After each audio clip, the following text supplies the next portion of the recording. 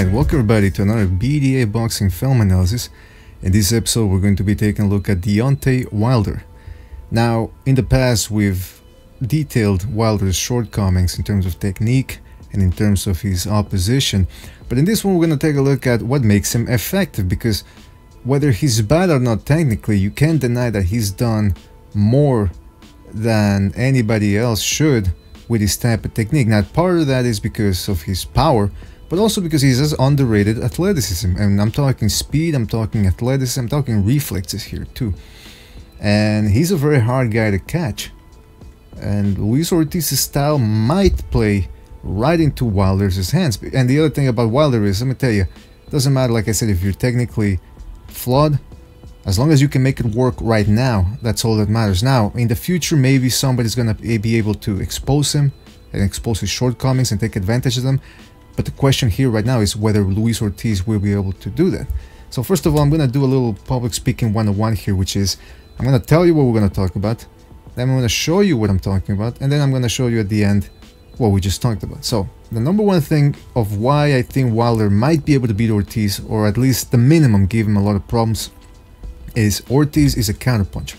He's not as effective coming forward. He wants you to come forward so he can open up with his counters. Like, watch the difference between his fight against Malik Scott, who gave him very little openings, very few openings I should say, and contrast that to the Jennings fight. And Jennings was trying to beat Ortiz. He was coming forward, really trying to land shots, and it was a counterpunching festival for Ortiz. The other thing is, Wilder is faster. In a slow-paced affair, Wilder will be safe to get that one bomb off. Because here's the thing, Wilder against Scott, it's true that Scott didn't give him that many openings, and it's hard to look good against a guy that's gonna do that. But Ortiz wasn't finding those openings. He was swinging, like sometimes he would put Scott in the corner perfect, you know, he worked his way over there, and then he would undo it all by swinging wildly, missing, and allowing Scott to get out of the corner. We saw that in the Ortiz film analysis that we did. It's in the channel, but I mean, if you want to take a look at it. But that's what I'm saying, is Wilder is faster, so he is not as technically sound as Scott, but he will be able to slither off the ropes because of his reflexes, and Ortiz can't afford to do that. And the more time you give Wilder to be in the ring with him, the more time you give him to maybe find that one big shot, that's all he needs to win the fight. So Ortiz, natural counterpuncher, distance fighter, he better not give Wilder that much time. He has to keep him occupied. And the other thing is that Ortiz's defense is mostly block shots. The guys that give Wilder problems are the guys who have great footwork, you know, in and out, or who have good head movement, like Spilka. Ortiz doesn't do that. He likes to walk forward, hands up, and if you've noticed, the times where Wilder looks his best is when he's fighting guys like Stavern, guys who put their hands up and they allow Wilder to tee off on them and turn them, and he can land that punch through the guard and knock you out. So Ortiz he can't rely on that block, that guard. He's gonna have to do a little bit more than that. So these are the three key points why I think Wilder is gonna do very well against Ortiz, maybe even beat him. But let's take a look at some video footage of what Wilder does very well, or what makes him effective. Alright, number one thing here is the defense and the reflexes. Look at Wilder. This is essentially always everything he does. He likes to back up, even against tall opponents like Washington. He likes to back up, hands forward, and just back straight up. But again, his reflexes, like there, get him out of the way. Now let's look at that in slow motion. If Washington would have been closer, he would have landed that shot, that would have been lights out. Because Wilder, as you can see, he's backing straight up, hands down. If he gets caught, he goes down, and he goes down flat on his back, which just, even if he does get up, it looks bad. It just looks bad. But then again, look at the reflexes. He just moving at the right time, making Washington miss. Here again, moving his head and making Washington miss. Now, what I like about Wilder in this sequence is he's moving his head, changing levels, like right there, giving a different look, so that finally when Washington does jab, well, he misses. You know, Wilder can move the head in different directions because he's already moving it a little bit. So he makes Wilder miss. I mean, he makes Washington pace, but then here's the bad. Look at Wilder's front leg, his lead leg. He pulls it back, and he starts backing up while leaning back, which makes him get off balance, and he has to reset. Now, if you're in this position, you can't counter. See that right there? Or if the guy suddenly jumps up on you and you lose your balance, you're going down, which again just looks bad for the judges. The correct way to do this is Miguel Cotto against Daniel Gill. So you see Cotto dips down to his right. He knows the right hand is coming. He made Gill miss throughout the fight this way. And you look at Cotto's front leg. He pulls it back, pulls it back. I said back, pulls it back, but doesn't continue backing up straight. What he does is he pulls that lead leg back, right there, and then he pivots away. He doesn't back up straight. That's what Wilder, I think, what he was trying to do, but he just backed up straight back, leaning back at the same time, and it just caused him to be off balance. But again, what I'm trying to highlight here is the good and the bad, and the good is that he has good reflexes. And I guess the slow guy like Ortiz, who so he's always looking for that perfect punch, I think Ortiz is gonna have a lot of trouble finding him, as long as Wilder doesn't open up too much like a crazy person. See, he's good reflexes, putting his hands up again there. Washington couldn't really hit him all that much in this fight. I don't think he landed that many solid shots. And here I like what Wilder did here. Jabs, dips down, and rolls at the same time. It's a pretty sophisticated move right there. See that? Rolling with the right hand, but then he backs straight up into the ropes. He can't back himself up against the ropes by himself. He has to make Ortiz respect him. Again, here against Szpilka. See, he's off balance, but pulling back right at the precise second to make Szpilka miss. Here, putting his right hand up to block the left. Now, let's look at that in slow motion real quick. Szpilka doing a good job of feinting with the left. He goes down to the body and then comes back with a left hook. Wilder, though, you can see, good guard. Look at his chin, very well tucked in. Szpilka overshoots the distance, gets too close, and what does Wilder do? He pushes him back, a little shove there while pivoting away. Good job from Wilder. See, a lot of people make it out to be as if Wilder is some sort of retard, mental retard that doesn't know what he's doing at all. He knows what he's doing, it just doesn't look pretty. Again, try to counter, stepping back here, see that? He kept a little pivot away, keeping Szpilka turning. Let's take a look at his offense and his counterpunching here. That big right hand, you can only take so many of them. So now he kept Washington looking for that right hand. And you see how quickly he closes the distance with, look at that. Yeah, he misses there, but it's just a matter of time before he fights. And I love this move. Washington is watching out for the right hand. And Wilder says, you know what? Boom, left hook right on the plexus. That had to hurt. But then again, what I don't like about Wilder, and you see the good and the bad. The good is the speed and a little creativity from Wilder's part. But again, look at him lunging forward, chain up in the air, and both hands down. And he got caught with a jab there. But he's just so quick so far. And again, the opposition he's fought so far, not necessarily the most technically precise or the most technically sound, so Wilder so far has been able to get away with it. But again, you cannot deny his athletic gifts. Here, a little lead left hook, and then boom, right hand. See what he did there? So he kept Washington. I keep saying Wilder, it's because of the W. All the guys have W's in the name. Alright, you don't care about that. Listen, he threw a left hook. Alright, backed up a little too much there. So, keeping him occupied with the lead hand. And then notice what he does here. He throws a jab. And he waits a little bit. He didn't throw the 1-2, paf, paf. What he did was, boom. A little offbeat timing right there. He saw Washington wasn't moving his head. Boom, thank you very much. Right, I think that was a shot on the temple. Now, let's look at here at how he finishes. Yes, very wild. Wilder doing his patented windmill. Look at this. Boom, the windmill right there. But let's rewind that and see why it's so... Sometimes being wild and unorthodox can play to your advantage. Look at the referee. First of all, the attack from Wilder, yes, it's unhinged, but it's pretty fierce. And it's making Washington, who's not the most relaxed guy out there, panic. He's fumbling, he's looking, he's panicking, and the ref sees that. And see that? He wanted to stop it right there. He hesitated, Wilder keeps getting some shots in, and finally the ref steps in. So sometimes if you go all out with your attack, it'll make the referee panic, or at least it will make your opponent panic, he'll start fumbling and looking off balance and everything, and the referee might give you the benefit of the doubt and stop the fight. Alright, so let's take a look at, let's let that play out. See Wilder countering there with what looks like a, and I don't want to sound, see that, look at that.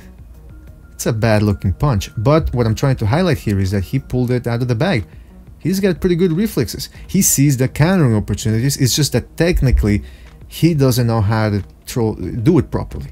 But again, that's just a matter of technique. Look at that beautiful right hand. Punching through the target. And you can only take so many of those. Again, another right hand there. Pretty quick on the trigger, Wilder. This move again, the counter punching, looking pretty wild. He's slapping with his counters. But look at that. He jumps back and turns at the same time. He catches a left hook from Szpilka because, as you see, Wilder's right hand is in position to block it. Lucky for him, Szpilka wasn't in the right distance. But then you see how he pivoted, keeping Szpilka turning. He just needs to, again, make some technical corrections, and then he counters. So he's seeing the openings, he's taking advantage of them, but he's not taking advantage of them to their maximum because of his bad technique. Again, here, keeping him turning, pulling the trigger there on that counter. So see, he can counter pretty good. Again, they're trying to counter, and here we're gonna see the punch that ended it all. Now, some people might say, oh, Wilder gets lucky. He got lucky against Washington by knocking him out, and he got lucky against Szpilka. Both fights he wasn't looking all that great. But let me tell you something, I don't believe in lucky punches. There's no such thing in my mind as a lucky punch. You threw the punch, you created that opportunity. You know what I mean? So there's no such thing as a lucky punch. And see here, he's trying to counter. He's already looking for that right hand all night. And what Szpilka does here, the mistake is he shifts. But he took a little too much time in doing it, too slow. And look at Wilder. Look at his lead hand. That's like a radar right there. That's his radar letting him know, throw the right hand. And while Szpilka is trying to shift and throw a left hand, Wilder catches him. And look at the follow through on that shot from Wilder. That's how you throw a right hand. And it was lights out right there. Alright, so how does this play into the styles matchup against Ortiz? Well, as you can see here, Wilder, like I said before, I think I said it, he's not the most active fighter. See here, jabbing. This was pretty much the fight against Szpilka before the knockout. A lot of weight. This is a 10-second sequence where neither guy threw a punch. Why? Because Wilder, for all his power, he's really a guy that's looking for the right shot. He's not going out all out, you know, like an idiot. See here, jabbing, keeping Szpilka at bay, keeping him moving. So against Ortiz, see that, using that lead hand to control Szpilka. Very good job. Taking little steps back to frustrate Szpilka. Moving his hands, his head a little bit too as well. Look at those little steps back, and he keeps Szpilka turning. Now, look at Ortiz against Malik Scott. Very passive, not opening up, not going to the body that much, looking for that perfect punch. In other words, what I'm trying to say is both Wilder and Ortiz are actually pretty cautious. So we're going to be seeing a nip and tuck affair with both guys doing a lot of feinting, a lot of movement with their hands or with their head, but not a lot of punching. I think both guys are going to respect each other a little too much to do that. And so this might actually play into Wilder's hands. Now, the thing with Wilder is, yes, he can be taken out of position, and as we showed you in the Ortiz film analysis, Ortiz can actually do a lot with his feints to get Wilder out of position or to get him to drop his hands. But that's not really where Wilder is the most vulnerable. Wilder is really vulnerable when he's punching, and it's paradoxical because he's at his most dangerous when he's punching too, because of that power. But look here against Szpilka. See, he throws the right hand, but look at his left hand. Down, chin up in the air. Szpilka caught him with a right, with a right hook, counter right hook, and look at this. And let's rewind that, because you might think, oh, Wilder was off balance. No, because see, he gets hit, boom, he's on equilibrium, one of the rare times where he's on balance, and then he staggers. That punch hurt him. To his credit, again, reflexes, he was able to lean back, and he made Szpilka miss. He survived, and then he got Szpilka out of there. Now, another guy that was like a little bit like Wilder was Prince Nassim Hamed. Unorthodox, great reflexes, great hand speed. He saw the openings and took advantage of them, and of course he broke all the rules, and he had tremendous punching power. So Wilder, and then he got exposed by Marco Antonio Barrera. But he also beat a lot of good guys, Wilfredo Vasquez, Buyani Bongu, what's his name, Manuel Medina, a lot of fighters. Look him up if you don't know Nassim Hamed. He was a very good, effective fighter with what he had because of his physical gifts and the fact that he wasn't a boxing idiot. He knew a little bit of what he was doing in there. And it's the same thing with Wilder. Now, who is going to be Wilder's Marco Antonio Barrera? I don't know. Is he going to be Ortiz? Probably not, because of everything I showed you and how their styles are going to match up. Now, here's what, again, I'm going to remind you why I think Wilder is going to do very well against Ortiz, so maybe even beat him. Ortiz is a counterpuncher, as we just saw in the film analysis that we did before. He's not as effective coming forward, and I showed you a little clip in this video. He's looking for the perfect shot all the time. If you don't give him an opening, it looks bad. Now, to his credit though, even against Malik Scott, who wasn't giving him that many openings, he was still able to drop him twice. So Ortiz is actually, he can be pretty quick on the trigger on the counterpunching. Not so much on the offensive side, of him taking the initiative, but when it comes to the counterpunching, he's pretty sharp. Wilder is faster though. So in a slow-paced affair where both guys are really looking for the perfect shot and not doing a lot, Wilder will be safe to get that one big bomb off. He's got the superior hand spin. Let me tell you something. Yeah, people love to talk about technique, but sometimes if the other guy is much more physically talented, that can override the technique, just like sometimes technique can override physical talent. And Ortiz's defense, again, the problem is he likes to block shots. And he's not the quickest on his feet. So if he's just standing there in front of Wilder with his hands up, again, the more time you spend with Wilder in the ring, the more the probability goes up that he's going to land a big bomb. So it's not looking good for Ortiz in that department, in the style department. Then again, and I didn't do this list for Ortiz in the film analysis that we did about him, so let's jump to that one. Alright, so what Ortiz needs to do is he needs to cut off the ring and feint. Tire Wilder out. As we saw in that film analysis that we did for Ortiz, Wilder is very jittery. And if Ortiz cuts the ring off, puts a lot of mental pressure on him, feints, that might tire Wilder out. Remember, Wilder has only gone 12 rounds once against Bermane Stiverne. He needs to go to the body, Ortiz. Vary the speed of his shots. Don't just tap, tap, tap, and then swing wild with one shot. Wilder's going to see that one. So he has to create his own opening. So go to the body, vary the speed of his shots, tap, tap here, tap, tap there, body shot, tap, tap, tap, go upstairs. That's what you do. Mix Wilder up. Who, again, remember, Wilder is not as technically sound as Ortiz. He has to lure Wilder, profit off his wildness, no pun intended, but you see that Wilder is vulnerable when he's throwing shots, and Ortiz is, like I said, pretty quick on the trigger. Again, Malik Scott didn't give him a lot of openings, and he was still able to drop Scott twice. And finally, don't get caught. I know it's obvious, but it's the most important thing. And some guys at the level of Ortiz, they're high caliber fighters, they're monsters in training, they're physical monsters, they're very talented. Sometimes they think they can get away with a lot. Sometimes they think, oh, I can take this shot. Nobody else could take. Everybody else couldn't take it, but I can take it because I'm special. You don't need to find that out. Just go out there and do what you gotta do. Don't think you're Superman. Don't try to take the shot. Really be careful. Watch out. And that's the other thing. Both guys are going to be looking. They know what each other's best weapon is. For Ortiz, it's that left hand, and for Wilder, it's that right hand. Both guys are going to be looking out for that shot. Both guys are going to be looking to neutralize it. So maybe, you know what? Throw the other guy off. Work more with your lead hand. Try to lead with some left hooks. For Ortiz, lead with some, right hooks. I mean, do what you gotta do. So there you guys. That was another BDA Boxing film analysis. Don't forget to subscribe to our sister channel, BDA Live. That's where we hold all the live podcasts on Wednesdays and Saturdays. As always, don't forget to like and subscribe. Tell us what we got wrong, what we got right. And we'll see you on the next one, folks. Take care.